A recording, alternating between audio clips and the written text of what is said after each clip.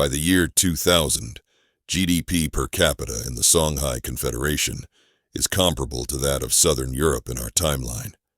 In Ethiopia, it's comparable to that of Turkey. In other African nations, it varies, but the average is far higher than in our timeline's Africa.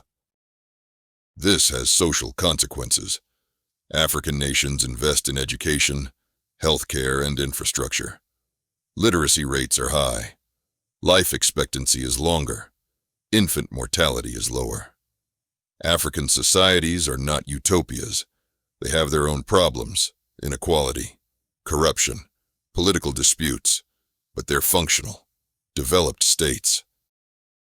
Politically, African nations are diverse. Some are democracies. The Songhai Confederation, having evolved from a medieval empire, is now a federal parliamentary republic. Each province has substantial autonomy, and the central government is elected. Ethiopia is a constitutional monarchy, with the emperor as a figurehead and real power resting with an elected parliament. Other African nations are authoritarian. Not all African states embrace democracy. Some are ruled by strong executives, with limited political freedoms, but even these states provide public services and maintain stability. Globally, the world in the year 2000 is multipolar. No single nation or region dominates. The United States is a major power, but it's not the sole superpower as in our timeline. China is a major power.